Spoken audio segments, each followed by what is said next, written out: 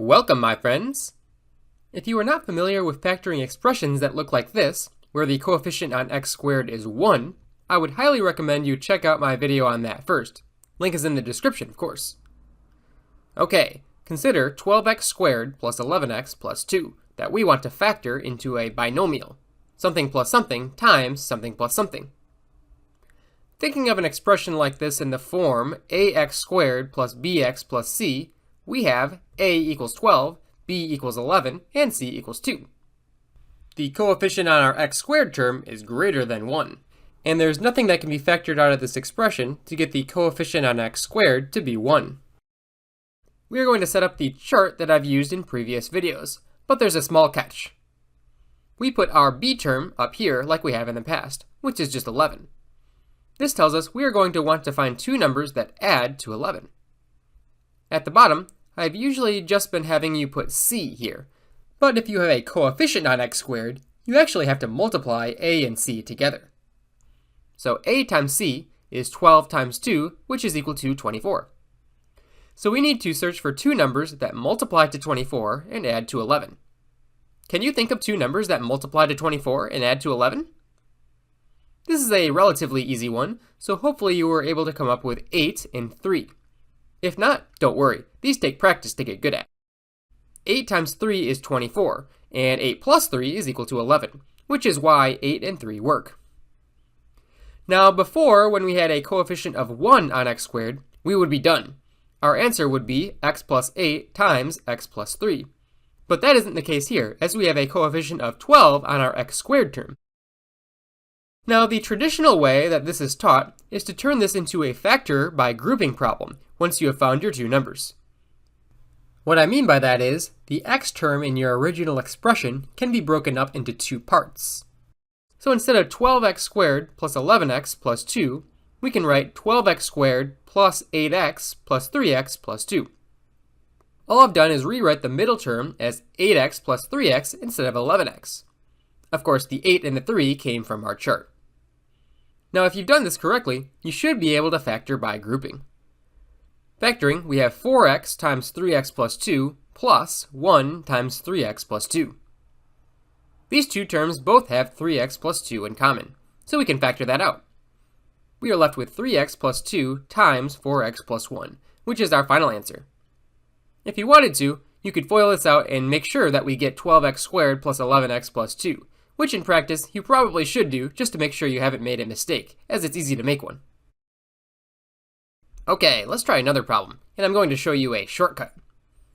We have 3x squared plus 11x minus 14. The first thing you should always do is check to see if you can factor out a GCF. There is no GCF to factor out here, so we're stuck factoring the entire expression. One additional point, if the coefficient on x squared, our a value, is negative, you should always factor out that negative, as otherwise my shortcut doesn't work out quite as smoothly. Okay, let's make our chart. We need two numbers that add to our b term, which is 11, and multiply to a times c, which is 3 times negative 14, or negative 42. This one is a bit tougher than the last one, so maybe you want to make the table. We need two numbers, m and n, that add to 11 and multiply to negative 42. Negative 6 and positive 7 multiply to negative 42, but they add to positive 1, so that can't be it. Negative 3 times positive 14 multiplies to negative 42 and adds to 11, which is exactly what we wanted. So negative 3 and positive 14 are the two numbers we need. Previously, I had you factor by grouping so that we would break this into 3x squared minus 3x plus 14x minus 14. We would get 3x times x minus 1 plus 14 times x minus 1, which factors into x minus 1 times 3x plus 14. But there is a shortcut that completely skips factoring by grouping. Go back to your chart and divide the numbers you got on the side by your a term. So that means we must divide by 3, since 3 is the coefficient on x squared. Then simplify the fractions if you can, but still write them as a fraction. What I mean by that is, we have negative 3 over 3, and we should rewrite that as negative 1 over 1. And we also have 14 over 3, which can't be reduced. Now you should read the fractions from bottom to top.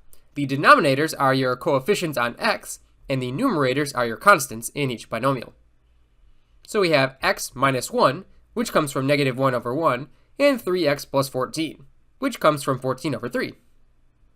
This is the same answer we got when we factored by grouping. Bam! Okay, I know that was a lot.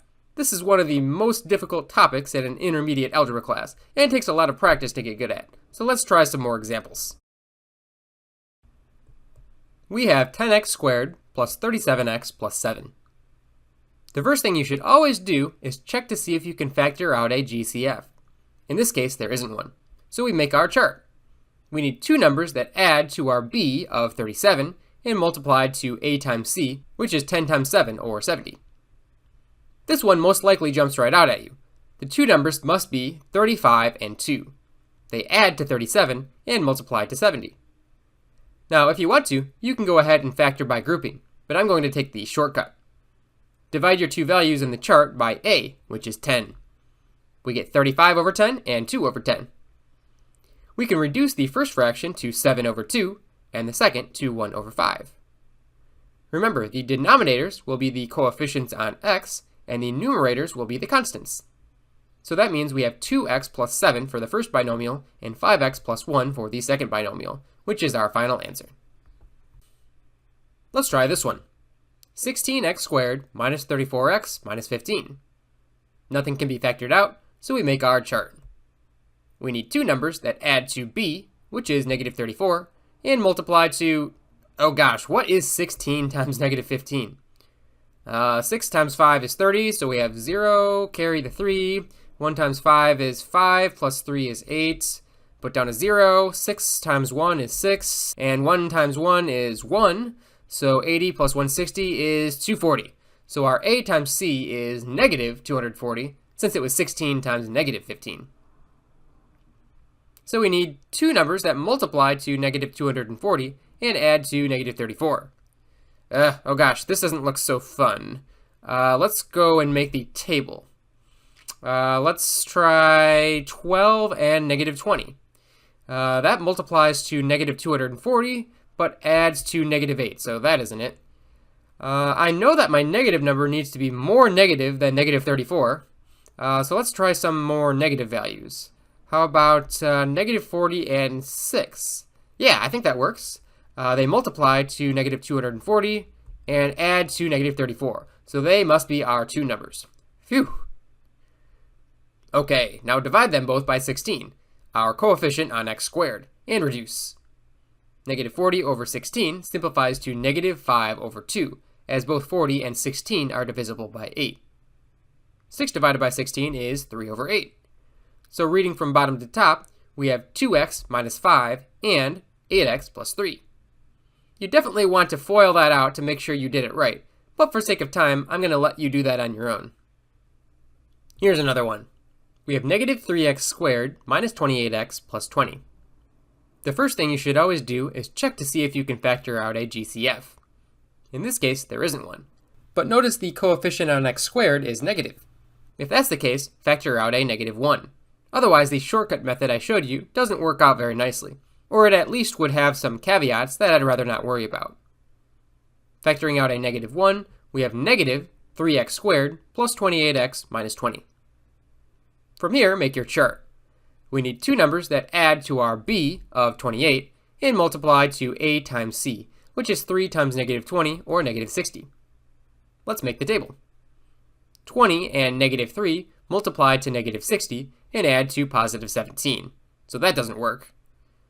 30 and negative 2 multiply to negative 60 and add to positive 28, so they must be our two numbers. Divide your two values in the chart by a, which is 3. We get 30 over 3 and negative 2 over 3. We can reduce the first fraction to 10 over 1.